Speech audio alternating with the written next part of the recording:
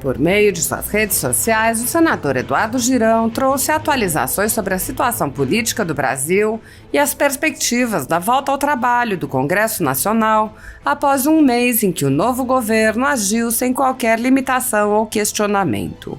Sob o título A Verdade e a Justiça Triunfarão, o senador pediu orações para que as autoridades adquiram compreensão e entendimento do que é necessário para o momento do Brasil e citou o caso da resistência dos tibetanos contra a China comunista.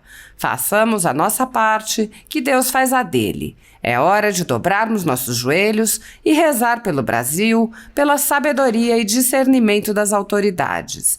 Isso não significa que não possamos também agir junto aos nossos representantes, manifestando a nossa opinião em momentos decisivos como agora, sempre de forma respeitosa, ordeira e pacífica. Dalai Lama, Prêmio Nobel da Paz em 1989, é o líder espiritual e político do povo do Tibete desde 1959, quando foi reprimido violentamente pela China comunista. Esse seu pensamento, determinação, coragem e autoconfiança são fatores decisivos para o sucesso, nos remete a refletir sobre o verdadeiro sucesso a ser buscado nessa vida, que sempre deverá estar sustentado pela ética e por elevados princípios morais. E para isso, num mundo ainda violento e sujeito a toda forma de corrupção, precisamos de muita coragem e determinação. Fazer aquilo que é certo e justo, mesmo que os outros não façam. Só assim permaneceremos com a consciência em paz, pois, como asseverou o Mestre Jesus Cristo, de que vale ganhar o mundo e perder-se a si próprio. Que Deus abençoe a sua semana, a nossa semana que, com a graça dele, será de vitórias importantes para os nossos filhos e netos. Vai dar certo, paz e bem. Nesta atuada, o senador ressaltou como a semana será decisiva para definir o futuro do Brasil, visto que se decidirá se o Senado se levantará contra os abusos e exorbitâncias de ministros do STF, bem como contra despautérios do governo Lula. Comigo na presidência você será respeitado e o Senado se dará ao respeito. Hoje a população dá um mandato no Senado Federal a um parlamentar que só consegue realizar o que se comprometeu durante a campanha com a sociedade se ele for amigo do rei, ou seja, se praticar a troca de favores e barganhas. Se eu for o presidente da nossa importante e centenária Casa Revisora da República, colocarei em votação no plenário pelo menos um projeto por ano de cada senador, mas também irei fazer um estudo sério em relação aos inúmeros privilégios, regalias e mordomias que ainda resistem nos três poderes, mesmo em tempo de dificuldade para os brasileiros. E toda essa dinheirama, bom que se diga, às custas do contribuinte, pagador de impostos, você. Estamos em contagem regressiva para o pleito. Próxima quarta, dia 1º de fevereiro, que vai definir se o Senado se levantará para barrar abusos de alguns ministros do STF e assim como a sanha do governo Lula, que já começou jogando contra o país. Converse com os seus senadores enquanto é tempo, sempre de forma ordeira e pacífica, mas ele precisa saber a sua opinião nesta decisão sobre a última trincheira em favor do Brasil. Ademais, ele desferiu severas críticas contra Rodrigo Pacheco, salientando como sua covardia diante do STF contribui para o caos que vige no Brasil. Peça a eles que procedam o voto aberto para mudar a nossa instituição, que tem o dever de cumprir seu papel constitucional, mas com o atual presidente está se omitindo covardemente e tem colaborado para o caos. Tenho fé e esperança que, trocando o comando do Senado, conquistaremos a independência entre os poderes e, consequentemente, voltaremos a ter democracia e liberdade de expressão. Que a justiça e o bom senso triunfem em nossa nação. Deus no controle de tudo. Um abençoado domingo para você e sua família.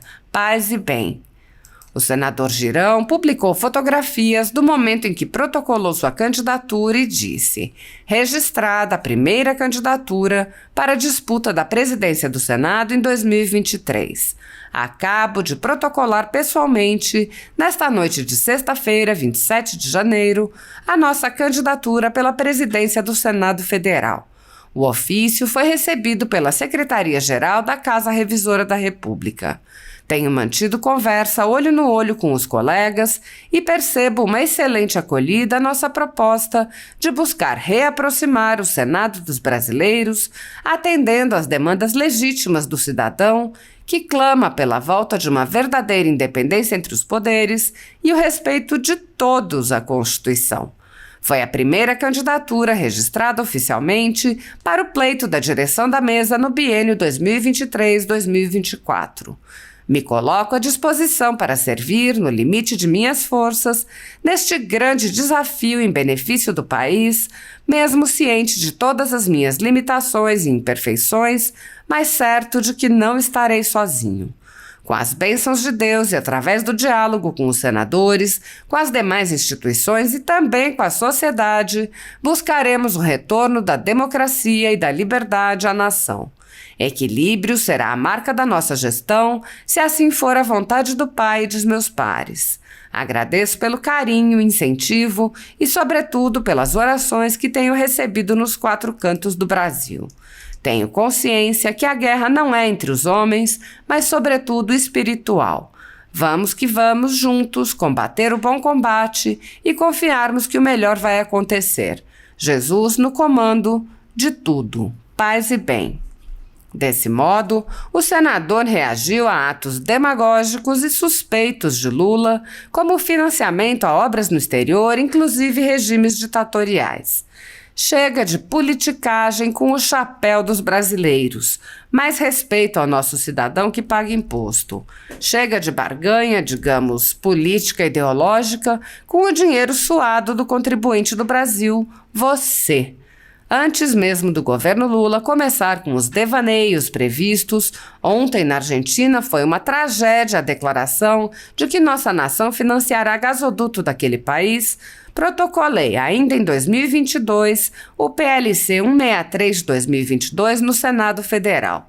O projeto tem por objetivo proibir instituições públicas como o BNDES de financiar operações de crédito a outros países até que o Brasil não tenha ninguém vivendo abaixo da linha da pobreza. A única exceção é o financiamento da exportação de bens e serviços produzidos pelo país. Se eu conseguir, com o apoio dos colegas e sua mobilização, chegar a presidente do Senado no pleito dia 1º de fevereiro, tal deliberação será uma das prioridades da Casa. Sim, porque a gestão dos recursos públicos do Brasil deve priorizar a solução dos problemas da nossa população. Óbvio, o histórico, especialmente na sofrível era em que o PT esteve à frente do poder, mostra que empréstimos feitos a outros países, em sua maioria, não foram pagos, causando um rombo enorme nas contas públicas. Tudo para ajudar de forma irresponsável países ideologicamente alinhados com o Partido dos Trabalhadores. Até para ditaduras, o dinheiro suado do contribuinte brasileiro foi enviado a fundo perdido. Continuarei, no limite de minhas forças, buscando que a verdade e a justiça triunfem em nossa nação. Paz e bem. Comentando a divulgação de que o BNDES voltará a financiar obras em países amigos do PT, Girão disse: Senado precisa barrar devaneios com o nosso dinheiro a países alinhados ideologicamente. Por mais respeito com a aplicação dos impostos pagos com muito suor pelos brasileiros, também não podemos ter retrocessos na economia. Mas se não tivermos mudança no comando do Senado, o Lula vai deitar e rolar, fazendo cortesia com o chapéu alheio, ou melhor, o seu chapéu. É que está chegando a hora da decisão mais importante do ano, a escolha do novo presidente da Casa Revisora da República. Continuarei dando o meu melhor, mesmo ciente das minhas inúmeras limitações e imperfeições. Porém, ainda persistem brasileiros com dúvida e me perguntando sobre o processo de escolha do dia 1º de fevereiro. É importante esclarecer que só há um vencedor quando o candidato alcança 41 votos. Então, quanto mais candidatos de oposição, melhor, pois se houver apenas um oponente, pode-se chegar logo a esse número 41. Coloquei meu nome à disposição e, se você entender que estou à altura para representá-lo na Casa Revisora da República, peço o seu apoio para que converse com o senador do seu estado, sempre com muita educação, respeito. O futuro dos nossos filhos e netos está em nossas mãos, pois é fundamental que o Senado se levante e cumpra seu dever constitucional para barrar abusos de alguns ministros dos tribunais superiores e assim fiscalizar e fazer contraponto a equívocos do governo Lula. Também trabalharei pela transparência nos gastos do Senado e para que não tenhamos tantas mordomias, regalias e benesses nos 3 poderes com o dinheiro do cidadão contribuinte, o seu dinheiro. Um senador, por exemplo, tem direito a carro com motorista, apartamento funcional, auxílio moradia, auxílio mandava, plano de saúde vitalício e outros privilégios. Eu cortei na própria carne, renunciando a todos, em caráter irrevogável, antes mesmo de assumir o mandato, enviando carta ao presidente do Senado à época. Minha candidatura é, sobretudo, pela volta da democracia e da liberdade em nossa nação. Que a verdade e a justiça triunfem no Brasil. Deus no controle de tudo. Paz e bem. O senador agradeceu o apoio da jurista Janaína Pascoal à sua candidatura e enfatizou a necessidade de renovar a presidência do Senado para que o povo venha a ser representado naquela casa. Gratidão a Janaína, decisiva na saída do PT em 2016, pela confiança em minha candidatura à presidência do Senado. A jurista e deputada Janaína Pascoal é uma referência para mim antes mesmo de eu pensar em entrar na política. Mulher íntegra, corajosa e idealista, cumpriu sua missão de cidadã consciente quando impediu que o Brasil quebrasse a partir das pedaladas da Dilma, pois foi de autoria dela a peça jurídica que propiciou aquele justo impeachment. Janaína também tem honrado seu mandato combatendo o bom combate em favor dos paulistas e defesa da nação brasileira que clama pela volta da liberdade e democracia. São por ideais como o dela que me coloquei para concorrer à presidência do Senado, onde acredito que vai pesar a influência da participação da sociedade na firme, mas pacífica e respeitosa reivindicação pelo voto aberto aos seus representantes. É urgente resgatarmos a credibilidade da casa. Nesse pleito, dia 1º de fevereiro, muita coisa estará em jogo para o futuro do nosso país. A imagem do nosso parlamento, pelo que sentimos conversando com os brasileiros nas praças e nos mercados, só não perde para o STF. As razões dessa péssima avaliação pública do Senado perante a sociedade estão na completa subserviência diante de constantes e sérios abusos cometidos por alguns ministros do STF nos últimos anos. Tal indiferença culposa da Casa tem prejudicado a nossa democracia. A Constituição delegou apenas ao Senado a prerrogativa de cumprir essa parte da lei do impeachment. Por força dessa omissão, os brasileiros têm assistido à quebra do Estado Democrático de Direito, onde apenas um único ministro do Supremo, sem a legitimidade do voto popular, impõe sua vontade aos demais poderes da República. E o pior, ver manobras de tão importantes instituições beneficiando ideologias, servindo de instrumento pela sua parcialidade explícita a projetos de poder de quem fez tanto mal ao país, é duro. Que as 2 casas do Congresso Nacional possam ser renovadas e que a nação brasileira volte a ter harmonia e independência entre os poderes da República. Jesus no comando, hoje e sempre. Paz e bem.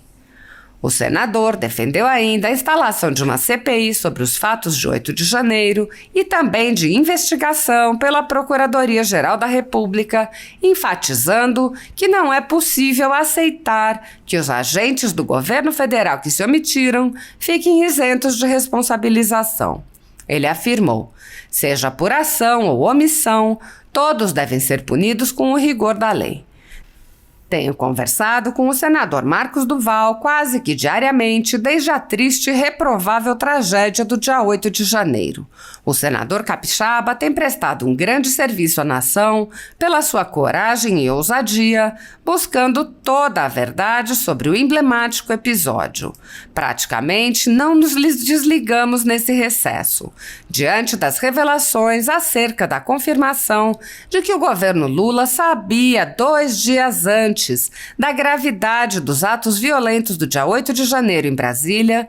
Protocolei desde a semana passada, na Procuradoria-Geral da República, uma representação criminal contra os ministros do governo Lula, Flávio Dino, da Justiça e Segurança Pública, e general Marco Edson Gonçalves Dias, do GSI, com forte argumentação baseada em fatos, fontes, dados e legislação contundentes que, ao nosso entendimento, demonstram que cometeram o crime da prevaricação por omissão e inação em suas competências legais. Eles tinham o dever de enfrentar, conjuntamente com o governo do Distrito Federal, as ações hostis perpetradas por vândalos contra as sedes dos 3 poderes da República, pois sabiam dos objetivos das manifestações, já que a própria ABIN alertou ao governo Lula que teriam a intenção de destruir fisicamente as instituições da República.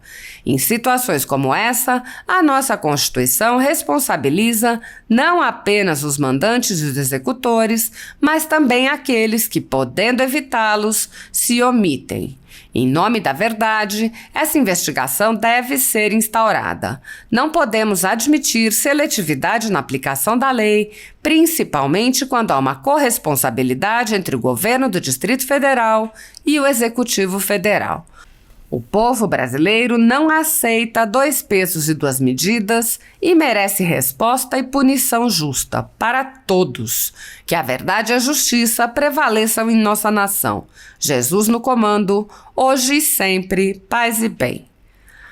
A campanha de reeleição do senador Rodrigo Pacheco encontra forte rejeição popular, já que, sob seu comando, o Senado manteve uma postura subserviente em relação ao Supremo Tribunal Federal. Sob o comando do senador Rodrigo Pacheco, o Senado sofreu uma intensa paralisia.